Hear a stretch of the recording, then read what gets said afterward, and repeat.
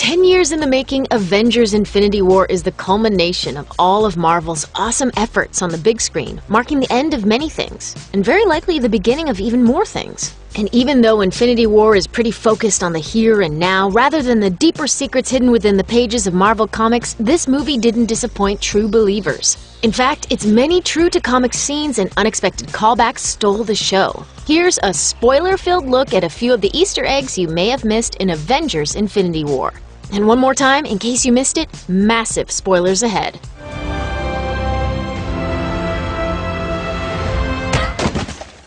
Mantis! Look out! The Mark L. Tony Stark is probably a few hundred armors deep when it comes to his comics counterpart, but in the MCU, he's just reached armor number 50, the Mark L. This time around, he's dropped the complicated suit-up gantry, the fancy suitcase, and even the legion of armors that could just fly around and protect him from his enemies. Tony's newest armor, which he wears in a small box on his chest, is all about portability and convenience, and it's pulled directly from a couple of comic sources. Iron Man's skin armor debuted in 2001 and was mostly housed in a small, self-contained unit that could release a simple, liquefied form of his suit around his whole body instantly. Later, Iron Man's Bleeding Edge armor would do something similar, except it formed a complete suit of armor, and it was housed in the hollows of Tony's bones, rather than in an oversized locket. Kind of gross, but anything to not have to wear gaudy, glowing jewelry, right? A few extra legs. We've been seeing previews of Spider-Man in his fancy new Iron Spider armor for months now, after he'd first rejected it at the end of Spider-Man: Homecoming. It's not far into the movie before he gets his first feel for the slick new suit, and immediately stows away on the trip to Titan, much to Tony's annoyance. But unless you caught one very specific statue design that was leaked way too early, nobody really expected the suit to sprout a bunch of extra legs and save the day. That is, unless you're familiar with the Iron Spider armor in the comics, which has that exact feature. While it initially seemed too outlandish for the big screen, those extra appendages definitely came in handy. And when Iron Man can combine his feet to make one giant rocket foot, a couple of extra spider legs isn't really that weird anymore. Stormbreaker. Rest in pieces, Mjolnir. It was pretty much inevitable that the guy known for swinging a mystical weapon would end up getting his hands on another one pretty quickly after his iconic hammer was destroyed in Ragnarok. Hammer? Quite unique. It was made from this special metal from the heart of a dying star. And when I spun it really fast, it gave me the ability to fly. You wrote a hammer. Thor's new accessory goes by the name of Stormbreaker. Loyal comics readers, of course, know that name's already been taken by Beta Ray Bill's weapon, marking the second time that the powerful Thor-like Space Horse has been referenced in the MCU. Bill is probably out there in the galaxy somewhere, assuming he wasn't reduced to dust in Thanos' great culling of the universe anyway, and Stormbreaker is ready for his arrival. Can his first full Marvel Cinematic Universe appearance be too far behind? Fear itself.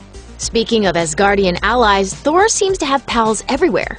Daryl is an average sort of everyday guy, so it works out well. Marvel is once again borrowing parts of their own previously published comics for their blockbuster movies, having previously made significant tweaks to Civil War and Planet Hulk to get them to the big screen. This time, Fear itself plays a minor role. Sure, in Fear itself, it was Tony Stark visiting the cosmic dwarves to make weapons for the Avengers to fight the Serpent. But the general idea is the same. Thor visits the dwarf Eitri to get a new Thanos-smashing weapon, for better or worse. Mostly worse. A tour of the galaxy. Nidavellir and Vormir aren't just really confusing crossword puzzle answers, they're actual places in the Marvel Comics universe. The Asgardian arm of Marvel is pretty much just a wild riff on actual Norse mythology, with slightly more preposterous muscles. So Nidavellir has real sources in actual historical documents dating back to the year 1270, which place it as the home of the dwarves. No big questions there. Marvel just uses it pretty much like they found it. Vormir, on the other hand, has never been that important in Marvel continuity. In the comics, it's the home of a bunch of 16-foot-tall dragon-like aliens who feed on planets. When Thanos and Gamora arrive there in Infinity War looking for the Soul Stone, there aren't any dragons to be found. There really isn't much of anything. The significance ends there. It's just a pearl buried deep in Avengers lore. But what they did find on Vormir is even more surprising than what they didn't. Return of the Skull. In a move that almost nobody saw coming, first Avenger villain Red Skull reappeared in the MCU as the Cosmic Guardian of the Soul Stone, having paid the ultimate price for his search for cosmic power. He's never actually referred to as Red Skull, but he speaks of his quest for the stones and how it led him to his imprisonment on Vormir. Also, he has a red skull. It's pretty obvious. Fans familiar with Thanos' comic book quest to make the physical embodiment of death fall in love with him probably also notice the similarities between Red Skull's new all-black, ghoulish form and Marvel's personification of death. It's a great twist on Thanos' comic relationships, and seeing it play out like this here pretty much guarantees we'll never have to see a Thanos death makeout scene. Everyone wins! Cut to ribbons. Thanos' deal is generally much more about destruction than creation, but that doesn't mean he's not one heck of a creative guy. Diffusing situations by turning laser blasts into bubbles and building giant altars to girls who don't like him. In an effort to show off for death during Infinity Gauntlet, Thanos turns Nebula into an unraveling ribbon, and his own brother, Star Fox, into a disjointed stack of blocks. The details are a little different in the movie, but he does the same thing to Mantis and Drax on Nowhere. The sentiment is there, however. Thanos is powerful, weird, and ready to turn anyone into crafting materials at a moment's notice. Morgan Stark. When you're a superhero, there's a 95% chance that your relatives will either be other superheroes or villains that you'll one day have to face. Even when you're apparently adopted, like Tony Stark, your secret brothers and cousins will come along and derail your life. Such is the case with Morgan Stark, Tony's rarely mentioned cousin. Morgan is an occasional hassle to Tony, a guy involved in mob business who sometimes attempts to take over Stark Industries with his super team, the Stockpile, and like Iron Man, he throws on a high-tech costume but calls himself Brass. When you name yourself after the metal that tubas are made from, you're already off to a pretty crappy start. So, while it seems like Tony doesn't even really have any extended family to worry about in the MCU, it's just a little alarming that Tony wants to name his unborn kid Morgan. It's just a little like Batman naming his kid Joker. Don't do it. Cauldron of the Cosmos. Doctor Strange introduced audiences to an array of what the mystical side of the MCU might have to offer. Living capes, the Eye of Agamotto, and the Wand of Watum are among the treasures housed in the New York Sanctum. Infinity War also confirms the presence of the Cauldron of the Cosmos. You could destroy life on a scale hitherto undreamt of.